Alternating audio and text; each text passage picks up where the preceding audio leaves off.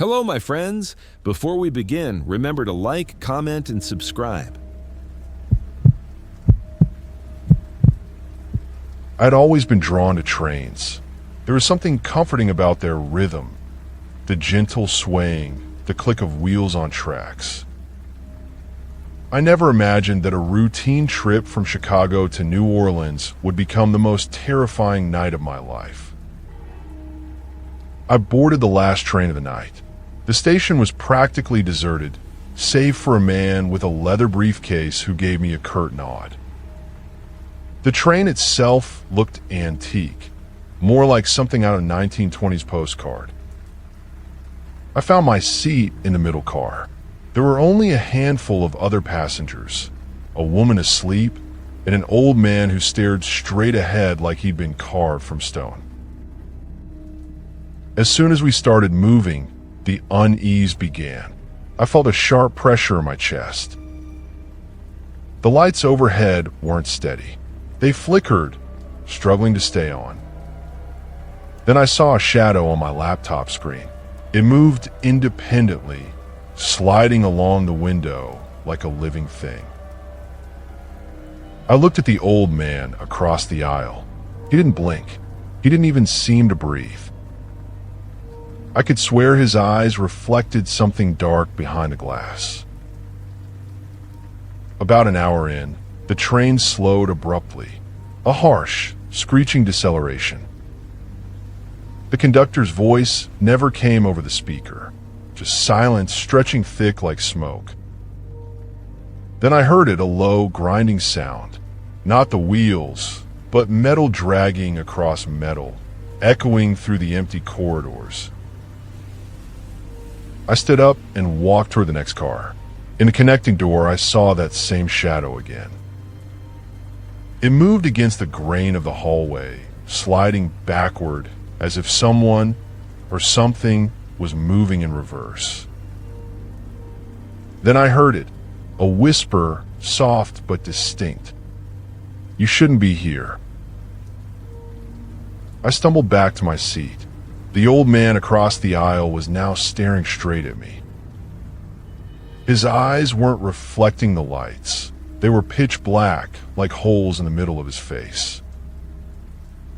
Then I saw something crawl out of his shadow. It was a tall, thin shape that moved silently toward me. It tilted its head in that inhuman way, and then it vanished. People say fear changes your senses. I believed it then. My ears strained for every sound, every creak of the train. I heard the wheels again, but something was wrong. The rhythm was off. The train thudded and jolted erratically, like it was riding on rails that didn't exist. I looked out the window. The darkness was complete. No lights, no stars, nothing.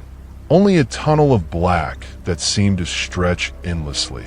It was as if the train had left the world behind. I tried to reach the conductor, but the aisle seemed longer than it should have been. Every step stretched into an eternity. Shadows clung to me, twisting until I could no longer see the floor. I called out, and somewhere far ahead, I heard the whisper again. Louder this time, clearer. "Why did you get on?" I stumbled into the next car. It was empty, save for the faint outline of luggage floating in the air. And there it was, the figure standing at the far end. Its face was hollow, a black void.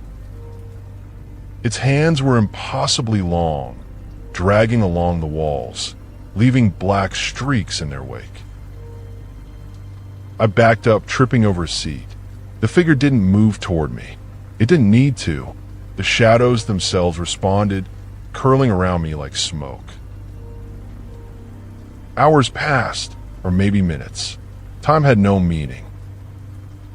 The stations I knew, the lights of towns, they were gone.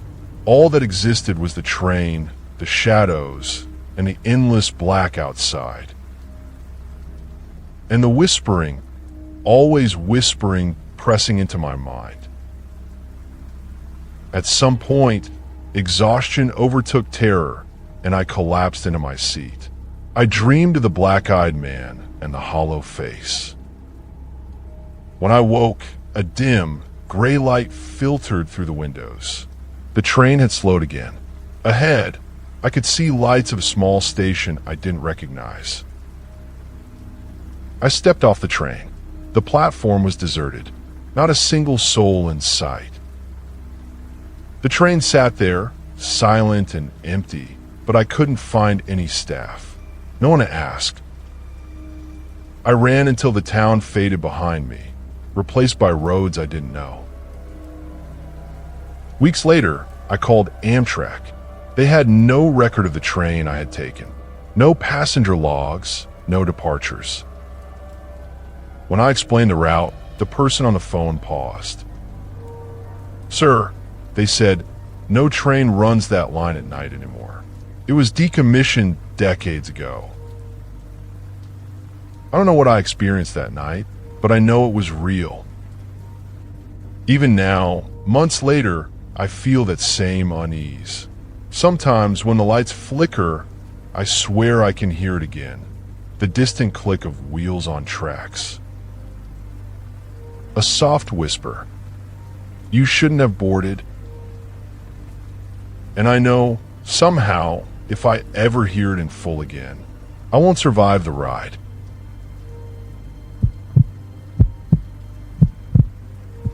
I've always taken a night train home for Boston. Something about it, the rhythmic clatter of wheels, makes the city feel like a distant memory. That night, it should have been a routine ride. It wasn't. I boarded just after midnight. The train smelled faintly of oil and worn carpet, that peculiar, timeless smell that lingers in your nose. I sank into the seat and closed my eyes, letting the gentle sway ease me into that twilight between wakefulness and sleep. The first sign that something was wrong came when the lights flickered. Not a momentary hum. They stayed dim, as if the entire car had been drawn into a shadow. I opened my eyes, but no one else reacted. A man at the far end was reading a tattered paperback, completely unaware. An hour into the ride, the train jolted violently. Sharp, sudden, like the rails themselves had twisted beneath us. Nobody screamed. The hum of the train wasn't comforting anymore. It was insistent, almost watchful. I noticed a woman across the aisle. She just sat, staring at the floor. What caught my attention was her shadow, or rather, the absence of one. Hers wasn't there. I looked away quickly, telling myself I was overreacting. The hours passed in a haze of unease. Once I thought I heard murmuring, soft, low voices, but no one was speaking. Then the train slowed again.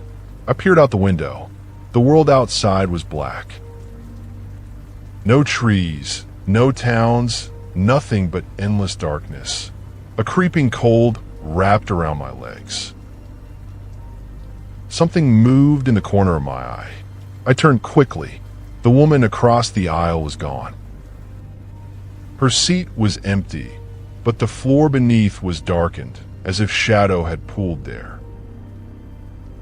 I jumped to my feet. The car was empty now. All the other passengers had vanished. Panic set in. I ran down the aisle, yanking open doors, but every car was the same, empty, silent. The train itself felt alive, shifting subtly under my feet. The shadows in the corners moved, stretching toward me. I found a restroom and locked myself in, leaning against the door, trying to breathe. My mind raced, looking for any logical explanation, but deep down I knew none of this was normal. Time had lost meaning. Suddenly, the door rattled. Not a knock, but a shaking from the outside. A voice called my name. "You shouldn't have come." It was soft, almost coaxing. I backed away, tripping over the sink. Then, silence returned, heavier than before. I braced myself and stepped out. The car was darker now. At the far end, I saw a figure. Human-shaped but wrong. Too tall, too thin, moving in jerky, unnatural motions. Its face was a shifting void, darker than the shadows around it. I wanted to run, but my legs refused. It spoke again. "You belong here." The words weren't loud, but they vibrated in my chest. The figure advanced slowly, and with each step, the lights themselves were being swallowed. I sprinted toward the exit, but the doors wouldn't budge. I was trapped. I looked out the windows. No rails, no stations, only a swirling black void, dotted with faint points of light like stars in a sky that wasn't ours.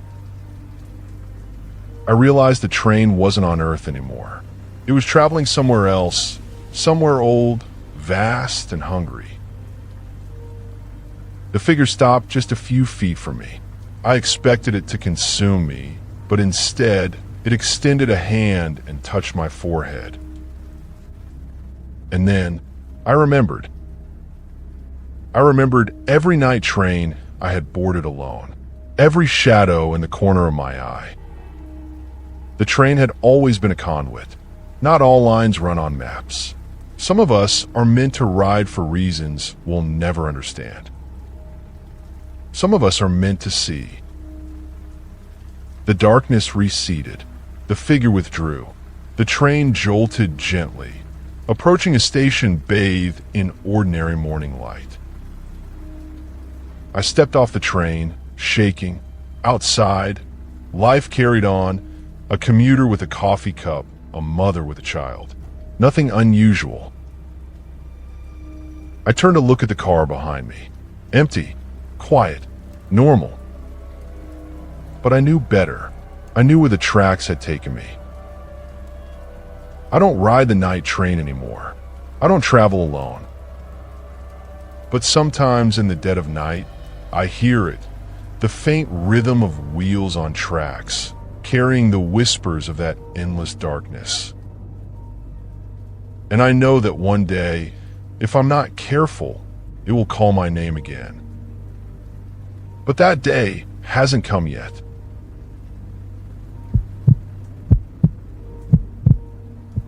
I never should have boarded that train. I've always liked night trains, the quiet hum, the way the world slides past your window in darkness. But the ride from Chicago to St. Louis that night was different, wrong in ways I couldn't have imagined. The station was nearly empty. A man stared at me for a long moment before looking away. Something in his expression unsettled me. The train itself was old, a rattling relic of decades past. I stepped inside a car that felt oppressively quiet. The passengers were scattered, silent, as if they existed in another layer of reality. About an hour in, I noticed it. The lights above flickered in a rhythmic dimming, as though the car itself were breathing. Then the train jolted, a sharp, unnatural lurch. The old man across from me didn't move. His eyes, pale and unblinking, were fixed straight ahead. I got up to stretch my legs. The car felt longer than it should have, stretching impossibly as I walked. A shadow flickered across the walls, too quick for a person, too solid to be a trick of light. When I reached the next car, it was empty, but the seats were warm. Someone had been sitting there very recently. Then I heard a presence, something waiting. In the flickering light, I saw them. Two figures at the far end, too tall, too thin, moving in jerky, unnatural motions. Their faces were featureless voids, black holes that swallowed the light. The train responded to them. The walls warped. Shadows pooled. I ran back to my seat, but the windows were no longer showing the outside world. Only blackness, infinite and empty, dotted with tiny points of light that didn't resemble stars. I tried the doors. Locked. The emergency button? Dead. One of the figures raised a hand and pointed outside. The tiny lights weren't stars. There were people trapped in the blackness, suspended as if in glass. A whisper reached me from the train itself. They ride with us forever.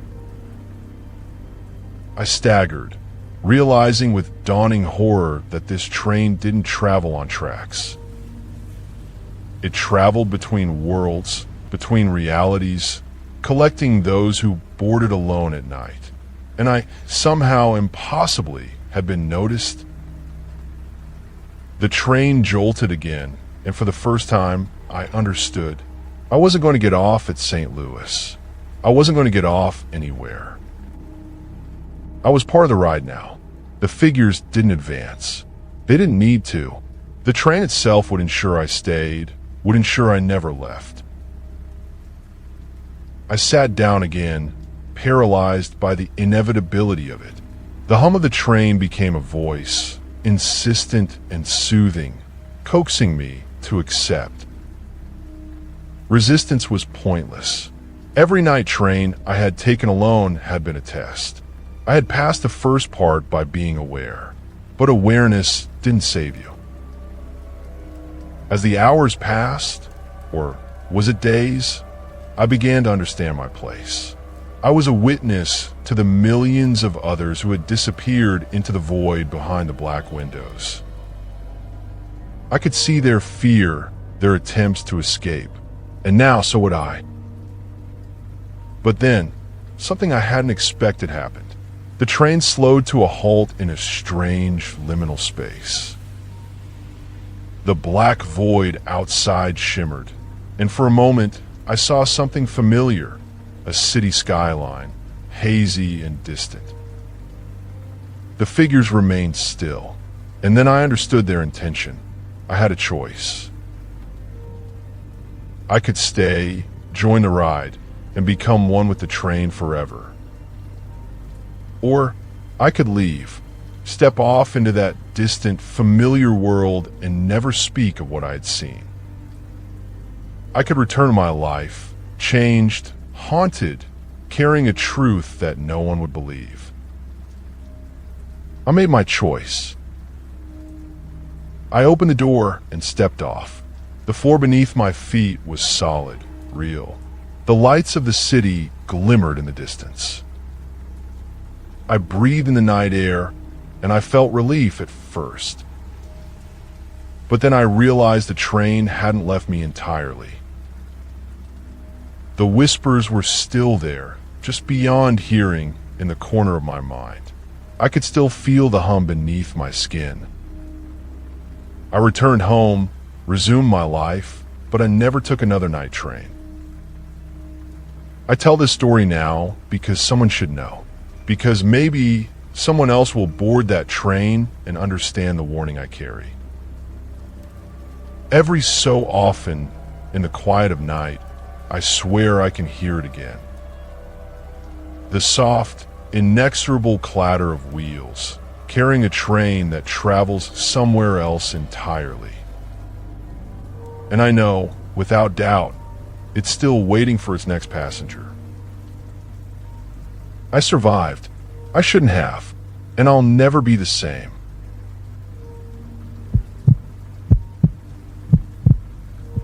I should have stayed home that night. I had every intention of a quiet ride from Philadelphia to Pittsburgh, a routine trip, but the train I boarded seemed off the moment I stepped onto it. The station was mostly empty, just the hum of fluorescent lights and the echo of a few distant footsteps. I thought I was late. Maybe that's why the place felt so desolate. The train itself was older than I remembered. Its metal siding was scratched, the doors squeaked, and the interior smelled faintly of mildew and oil. I slid into a window seat in the middle car. The other passengers were few, scattered, and quiet. An older man staring blankly ahead, a young woman with earbuds who didn't notice me, and a businessman typing furiously on his laptop. I pulled my jacket tighter and tried to settle in. As the train started moving, the usual rhythmic rocking that I loved seemed different. The sway was uneven, subtle, almost imperceptible at first, but enough to make me notice. Then the lights flickered. I looked up, but the overhead bulbs stabilized. I shook my head and told myself it was fatigue. An hour into the ride, the train slowed sharply, then jerked forward again, a motion that made my stomach lurch. The passengers barely moved.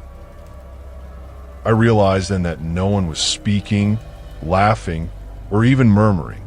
Everyone seemed suspended in a strange, tense stillness, like they were waiting for something. Curiosity overtook caution. I stood and walked to the next car, my shoes thudding softly on the floor.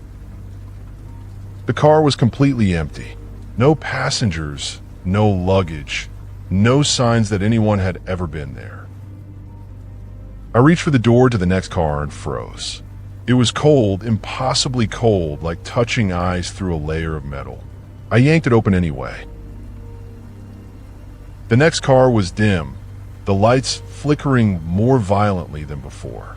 Shadows clung to every corner, stretching unnaturally. I could feel it then, a presence watching me. My throat tightened. I wanted to call out, but my voice failed. That's when I noticed the windows. Outside, the world was wrong. Not the countryside, not the night sky I'd expected. Only a black void stretched endlessly, dotted with faint lights that flickered in patterns I couldn't comprehend. I backed away, nearly tripping over a seat. Then I saw them, figures tall and thin, moving jerkily along the aisle toward me. Their faces were featureless, black voids that seemed to swallow the weak light from the overhead bulbs. My heart pounded so hard I thought it would burst from my chest. I turned to run, but the car itself seemed to elongate, stretching like it was alive, keeping me trapped. I stumbled into another car, hoping for safety, only to find the same emptiness. The familiar passengers from my original car were gone. The floor bore strange, dark streaks like shadows had pooled and hardened. I realized, with a jolt of horror, that I wasn't alone, and I hadn't been alone for much longer than I had realized. The figures appeared in the next car as well, moving silently, their black voids fixed on me. I could feel their attention, the weight of it pressing into my chest. I tried the doors at the end of the car. Locked. Emergency intercom, dead. The train itself seemed to be watching me, responding to my panic. I backed into a corner and tried to think. Rational explanations failed. I realized then, with cold certainty, that this train had left the world I understood entirely. And that's when I noticed movement outside the window, silhouettes suspended in the black void, writhing as if trapped under invisible glass. I could see faces screaming, pleading, contorted in fear. The whispers started then, soft at first, echoing in my mind. Stay, ride, join us. I staggered back, clutching my head. The air in the car seemed to pulse with it, pressing in from all sides. I expected the figures to attack, but they didn't. Instead, one stopped directly across from me and raised a hand. My instinct screamed to flee, but my body refused to move. The hand beckoned, not violently, but insistently. And then I saw it. Beyond the black void outside, beyond the suspended figures, was a faint glow, warm, golden light. Familiar. Home. Safety.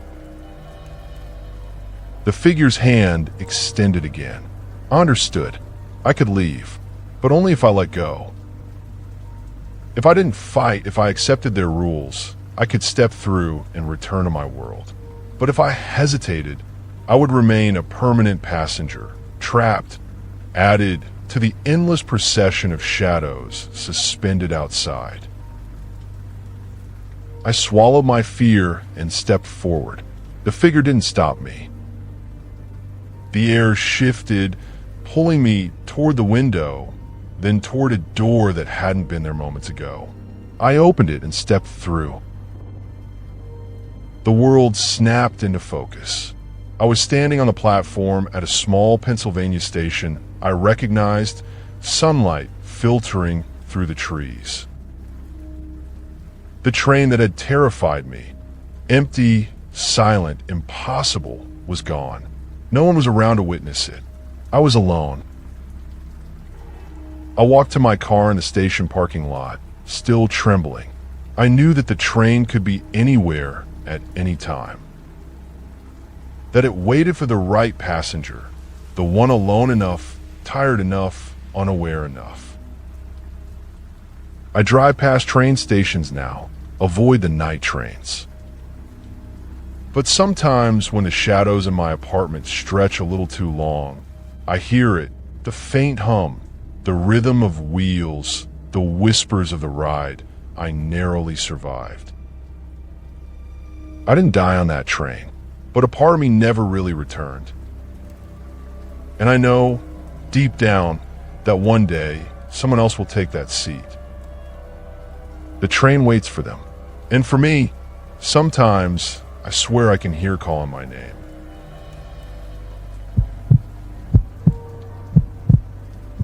I boarded the train in Detroit just after midnight, hoping for a quiet ride to Chicago.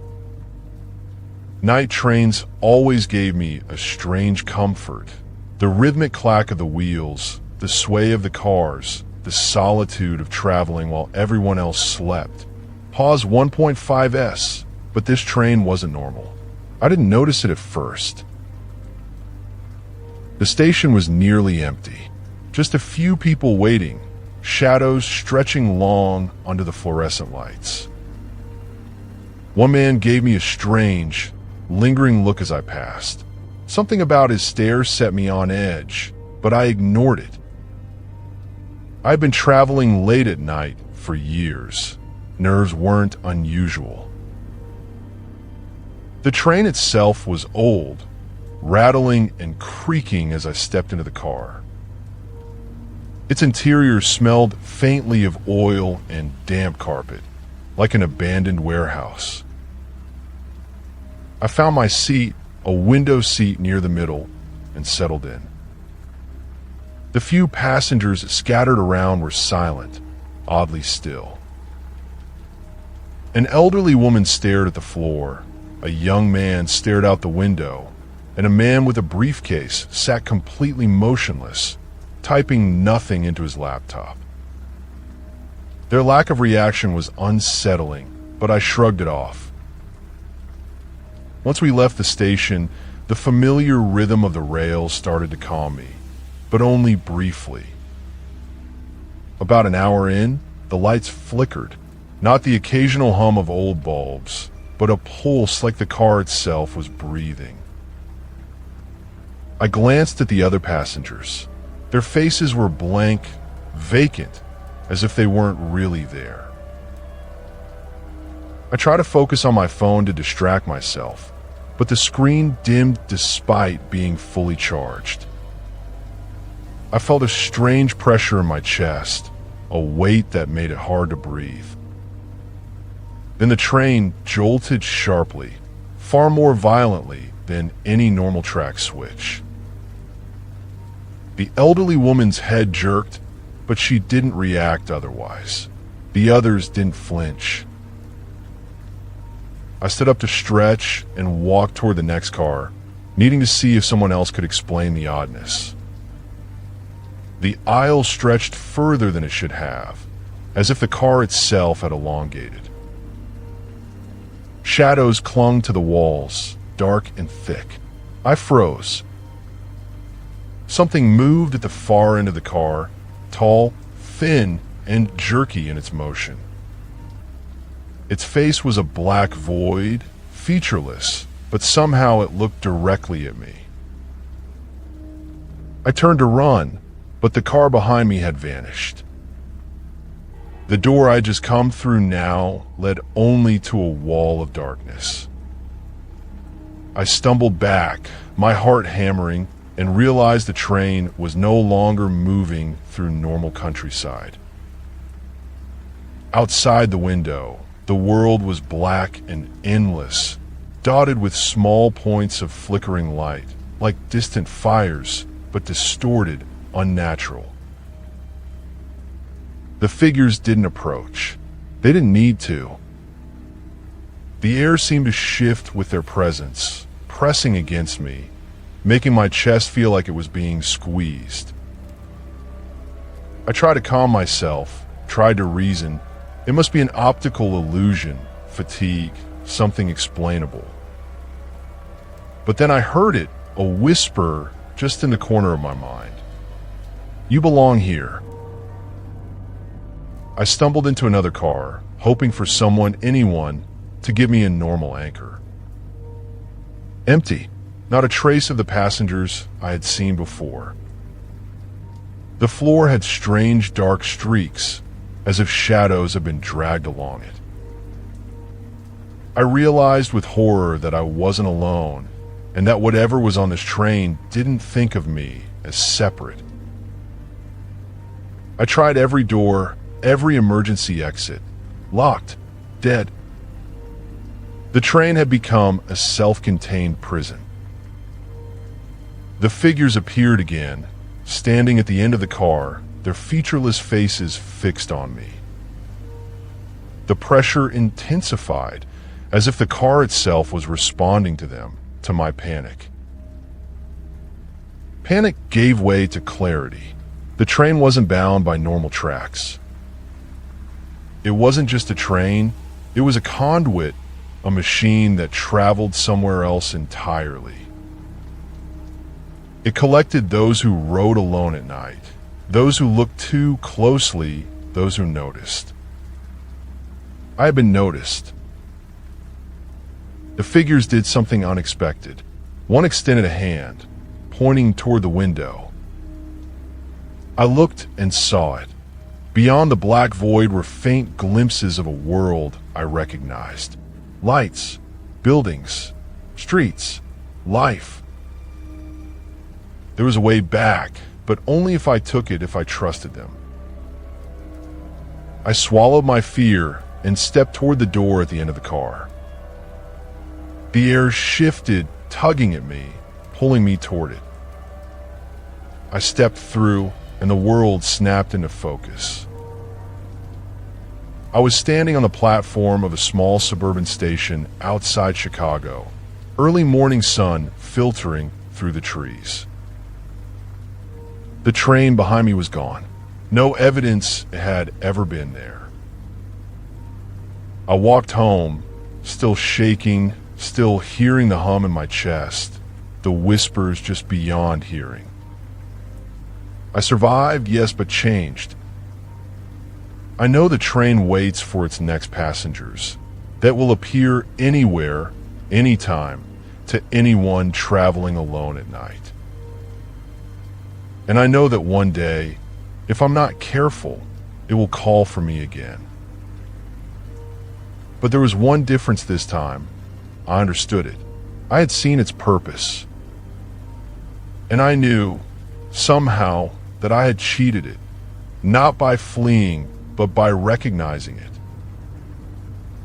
And sometimes when the wind rustles just right, I can feel its pull, a reminder that it still exists. Waiting, patient, eternal.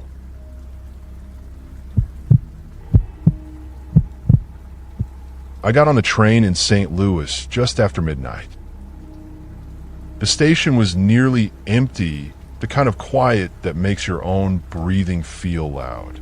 I had taken this route dozens of times, Chicago bound, overnight, but something about the platform felt off.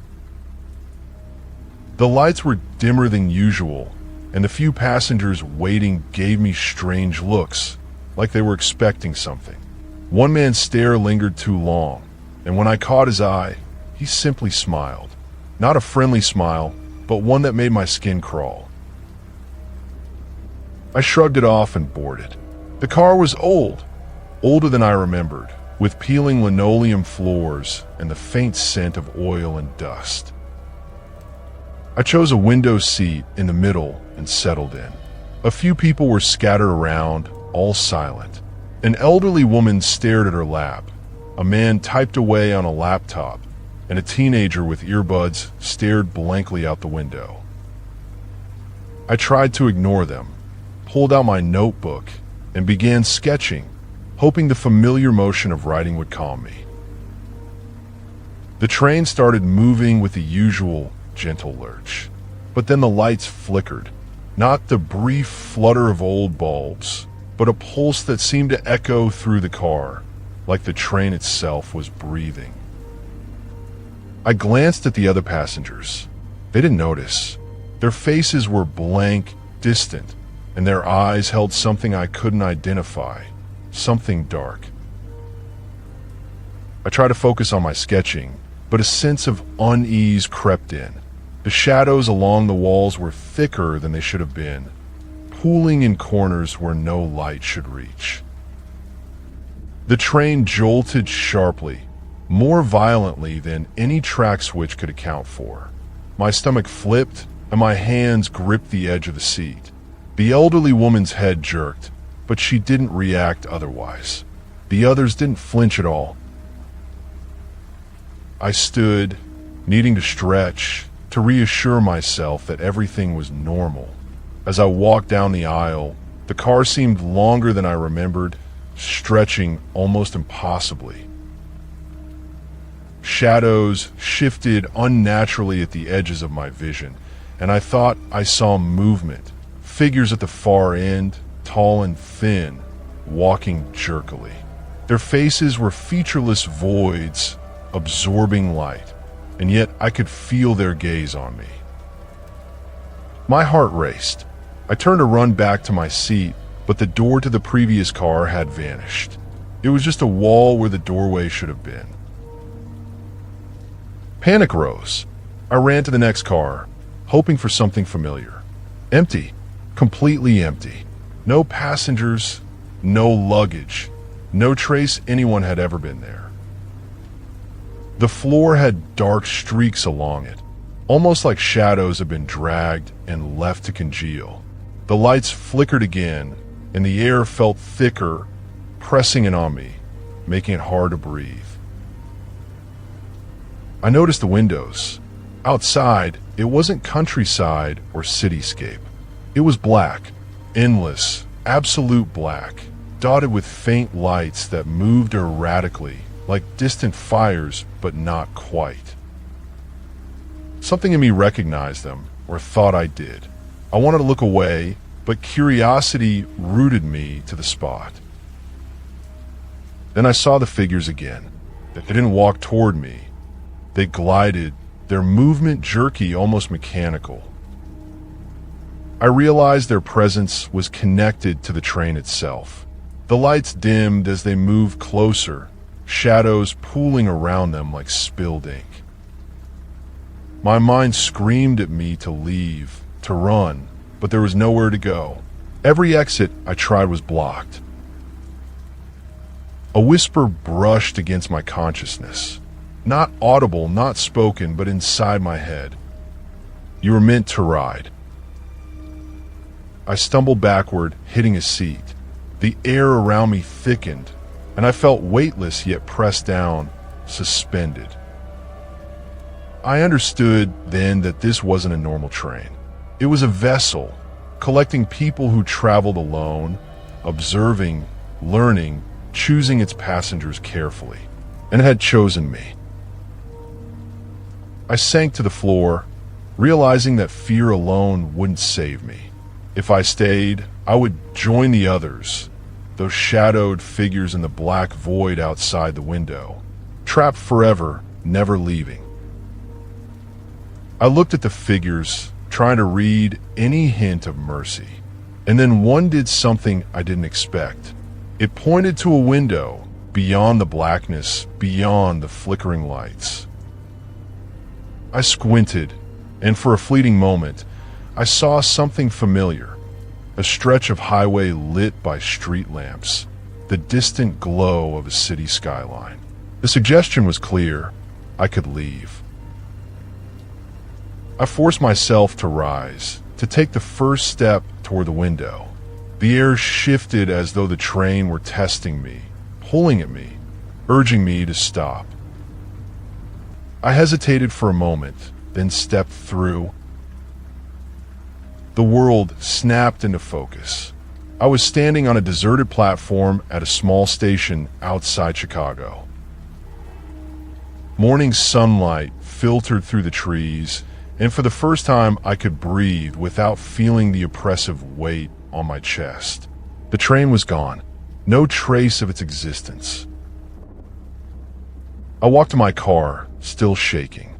I resumed my life, but night trains, they make my skin crawl now. Sometimes, I think I hear faint hums in the corner of my apartment, the rhythm of wheels on rails that don't exist. The memory of that train waits, patient, eternal, and I know it will never stop calling. And I know one day it will come for me again.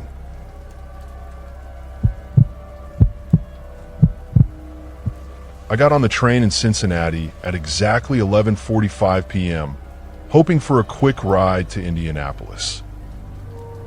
The platform was almost empty. There was one man who stood apart from everyone else in a dark coat, his gaze fixed on me. The way he smiled, slow, deliberate, made my stomach knot. The train itself was older than I remembered.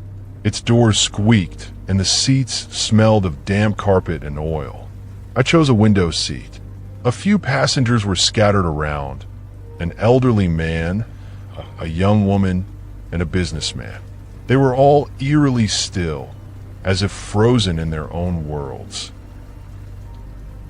The train left the station with a gentle sway, and at first, everything seemed normal.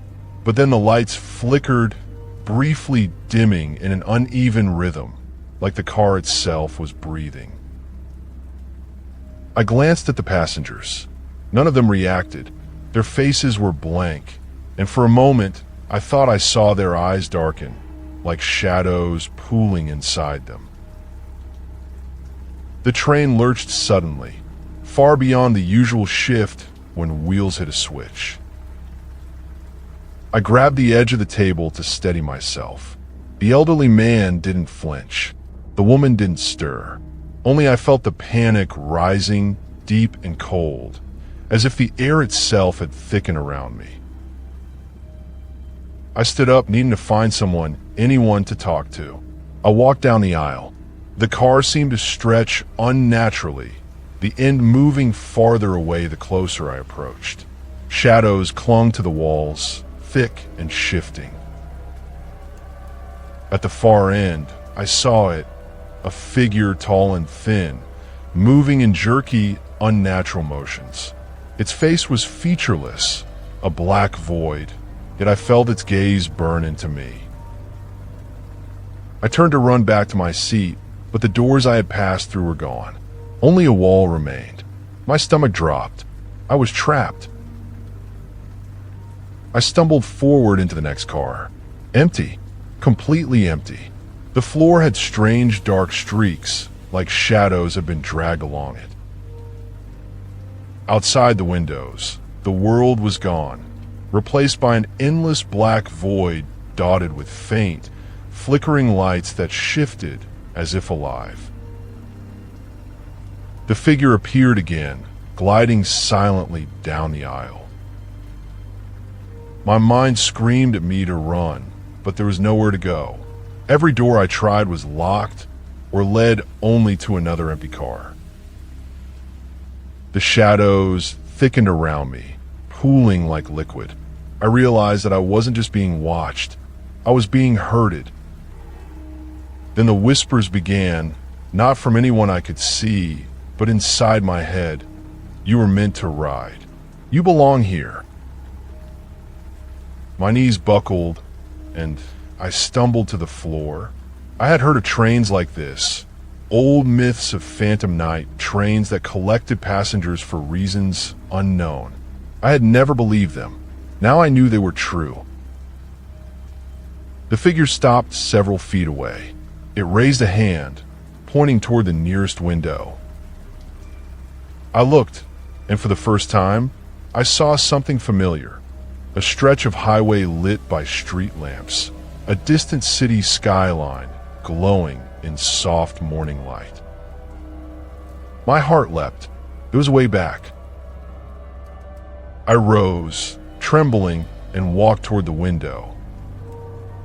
The air shifted around me, testing my resolve. One more step, and I could escape the endless night. Then the train jerked violently. The figure reached for me, not to harm, but to force me back. I resisted, the metal bones of the train twisting as if it were alive. I placed my hand on the window. The light outside beckoned. I took a deep breath and stepped through. I landed hard on concrete. The air was cold but real, filled with the scent of gasoline and morning dew. The train behind me had vanished. No sound, no lights. I was alone, but alive. I stumbled to my car, shaking. I avoided night trains after that. But sometimes, I feel it. The hum of the wheels, the unrelenting awareness that the train still exists, somewhere waiting. Weeks later, I received a postcard in the mail. No return address. Just a picture of a train, old and gleaming under dim lights, and a single line in neat handwriting. We enjoyed your ride. See you again. I never traveled alone at night again, and deep down, I knew it was only a matter of time before the train called for me once more.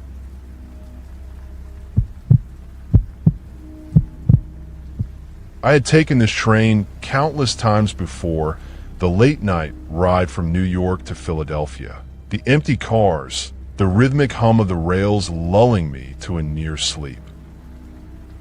That night, though, everything fell off from the moment I stepped onto the platform. The station was nearly deserted. The few people there staring blankly at their phones or the flickering lights overhead. One man lingered near the far end of the platform, wearing a long coat and staring directly at me.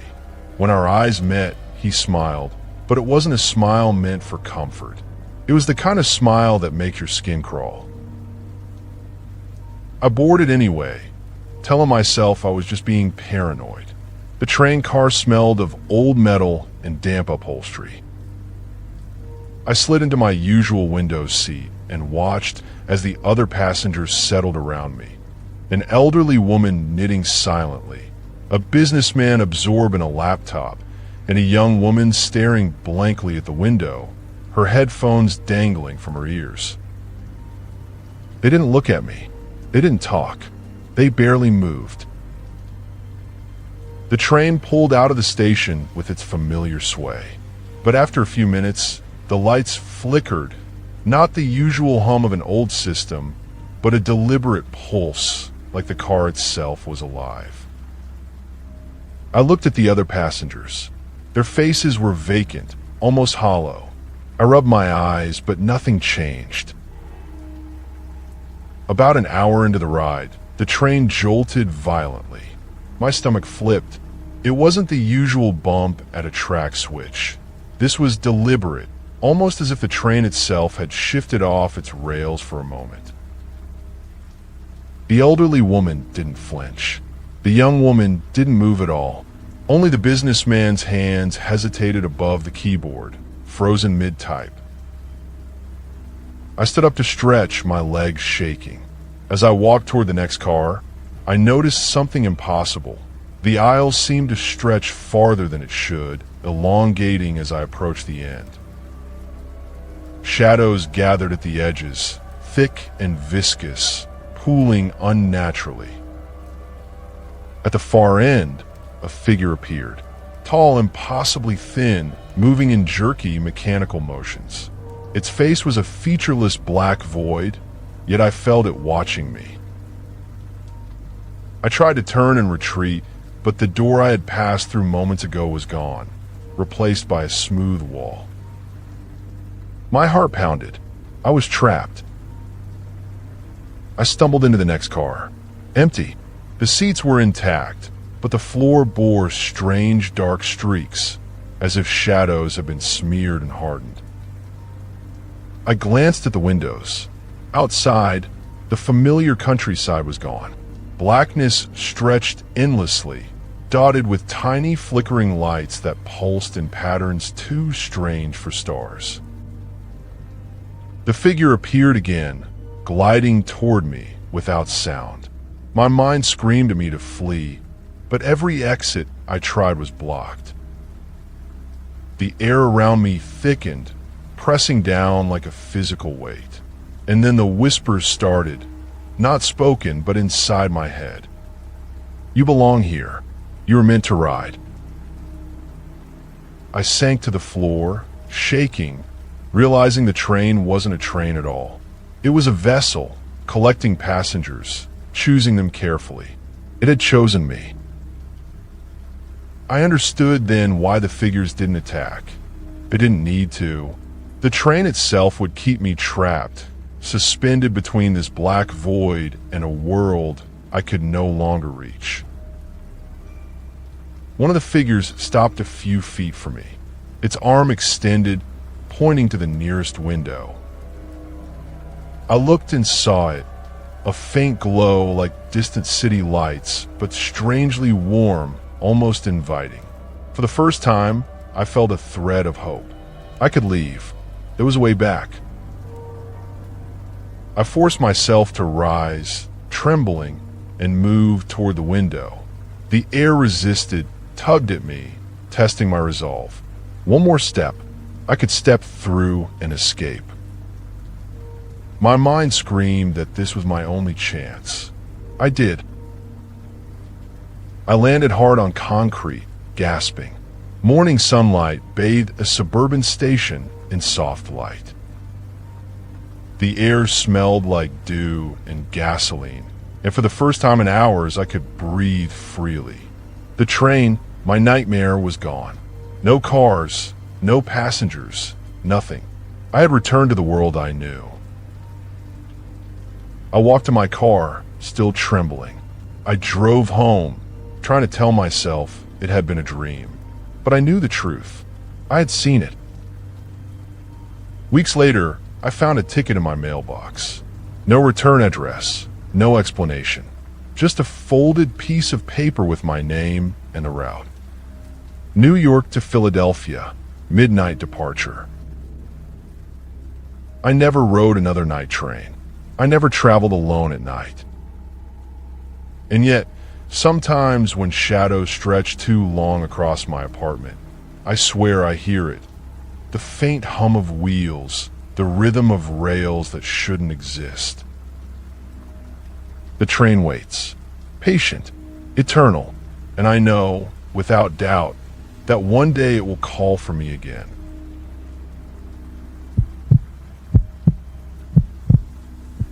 I boarded the train in Cleveland around midnight, expecting the usual quiet ride to Pittsburgh. The station was nearly empty, just a few travelers shuffling toward their platforms and a security guard who barely looked at me. One man lingered in the shadows, his long coat brushing the floor. When he saw me, he smiled slowly, deliberately, the kind of smile that makes your stomach twist. I shook my head and told myself I was overreacting. The train car was old, the kind of sleeper that squeaks and smells faintly of oil and damp fabric. I slid into a window seat near the middle of the car. Around me, a few passengers were scattered. A woman with her face buried in a scarf, an older man staring at the floor, and a young man typing silently on a laptop. They didn't acknowledge me. They didn't speak. They barely moved. The train left the station with its familiar lurch and sway. At first, I tried to ignore the feeling of unease that crept up my spine, but then the lights flickered. Not the usual short dimming of old bulbs, but a long, deliberate pulse, as if the car itself were breathing. I glanced at the other passengers. Their faces were blank, but I felt their eyes on me, or maybe inside me. I rubbed my eyes. Nothing changed. An hour into the ride, the train jolted violently. My stomach flipped. This was no ordinary bump at a track switch. The elderly man across the aisle didn't move. The young woman remained still, motionless, her scarf trembling slightly, but her posture unwavering. The young man's fingers froze over the keyboard. Only I panicked. I stood, my legs trembling, and walked toward the next car. The aisle seemed impossibly long, stretching beyond the end of the car. Shadows gathered along the edges, thick and shifting as I moved. At the far end, a figure appeared, tall, thin, moving in unnatural, jerky motions. Its face was a black void. I froze. Its gaze, though featureless, felt like ice against my chest. I tried to retreat, but the door I had passed through moments ago had vanished. Only a wall remained. My heart pounded, my breath coming in short, panicked gasps. I stumbled into the next car. Empty. Completely empty. The seats were intact, but the floor had strange, dark streaks, like shadows, smeared into the linoleum. The air was thick, pressing against me. Outside the windows, the world wasn't there. It was black, endless, absolute black, dotted with tiny flickering lights that moved erratically, like distant fires but not stars. The figure appeared again, gliding toward me without sound. I tried every door, every emergency exit locked. Dead ends everywhere. The air pressed in harder, and then I heard it. Not out loud, but in my head. You were meant to ride. You belong here. I sank to the floor, trembling, understanding. This train wasn't bound by rails in the normal sense. It collected passengers, observing them, choosing them carefully. And now it had chosen me. The figure stopped a few feet away and pointed to the window. I looked and saw it. A faint glow, a stretch of city lights I recognized, familiar streets bathed in dawn light. There was a way out. I could escape. I rose, shaking, and stepped toward the window. The air resisted, tugged at me, testing my resolve. One more step, and I could leave. My mind screamed at me to go, but the train groaned as if alive, threatening to pull me back. I hesitated, and for a moment I thought I'll be trapped forever. Then the train stopped. The figure reached out, but instead of pulling me back, it gestured for me to go. I understood. I had a choice.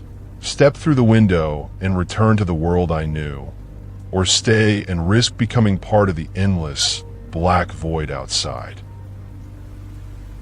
I stepped through. The world snapped into focus. I was standing on the platform of a small station just outside Pittsburgh. Morning sunlight spilled over the tracks. The train, my nightmare, had vanished. No cars, no passengers, nothing. I was alone, alive, but forever changed. I walked to my car, still shaking, drove home, and tried to convince myself it had been a dream. But I knew better. Weeks later, a package arrived at my door. No return address, no note, just a folded piece of paper with my name and the route. Cleveland to Pittsburgh, midnight departure. I stared at it, cold dread creeping up my spine. I knew I couldn't run forever. I still avoid night trains. I still avoid traveling alone. And yet, sometimes, when the wind rustles through the trees or the shadows stretch long across my apartment, I swear I hear the faint hum again. And I know, deep down, it's only a matter of time before it calls me back.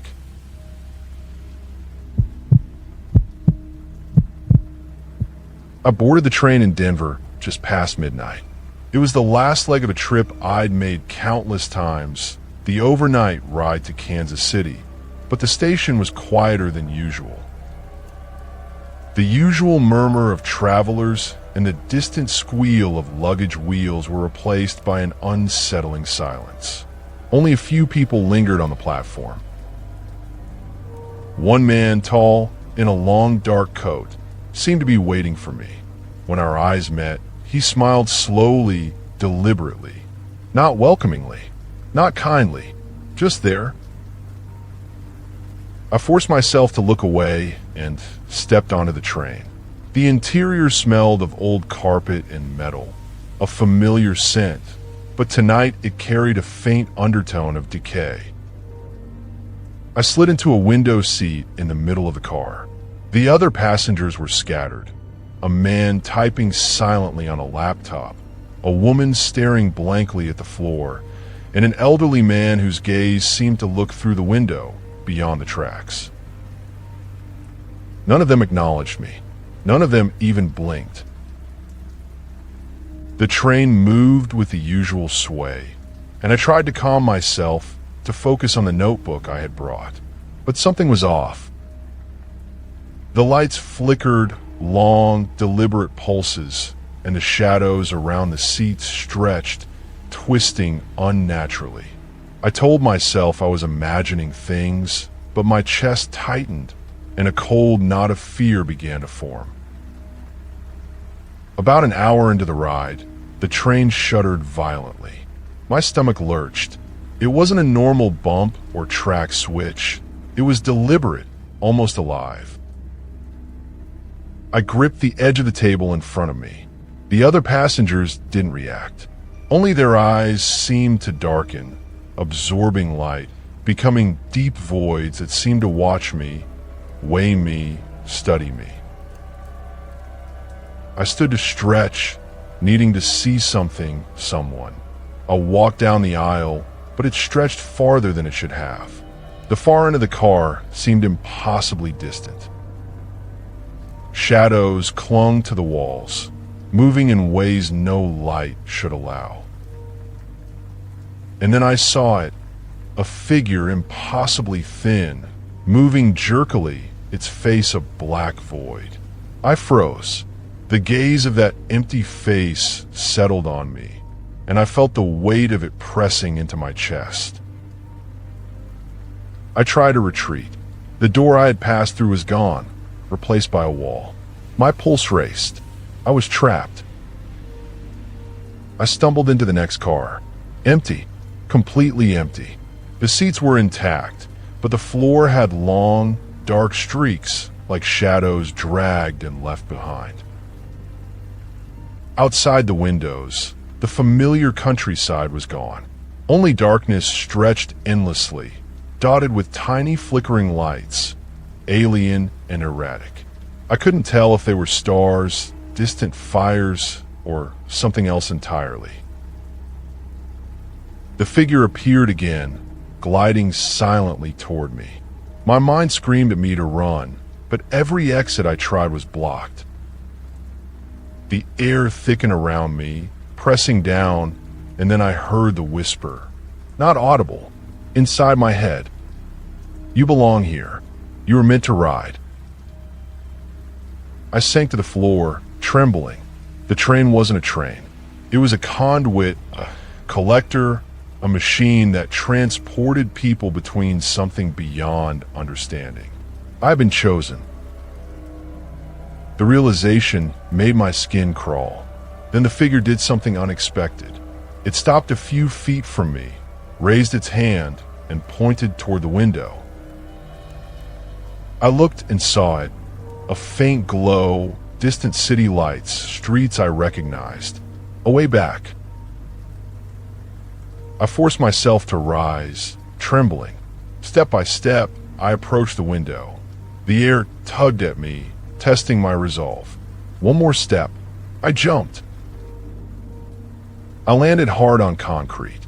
Morning sunlight spilled across the small suburban station just outside Kansas City. The air smelled real, dew, gasoline, the faint scent of coffee. The train was gone. No cars, no passengers, nothing. Weeks passed. I avoided trains, though the memory of that one haunted me. Then came the postcard. No return address. Just a black and white photograph of a train, old and gleaming, the tracks fading into shadows, and scrawled across the bottom. Thank you for riding. We hope to see you again soon. I tore it up, but I knew better. I could feel the weight of it in my chest, in the way shadows stretched too long in my apartment. I will never ride another train at night, but I know one day the choice will come again, and I don't know if I'll have the strength to resist. If this story kept you on edge, make sure to like, comment, and subscribe for the next one.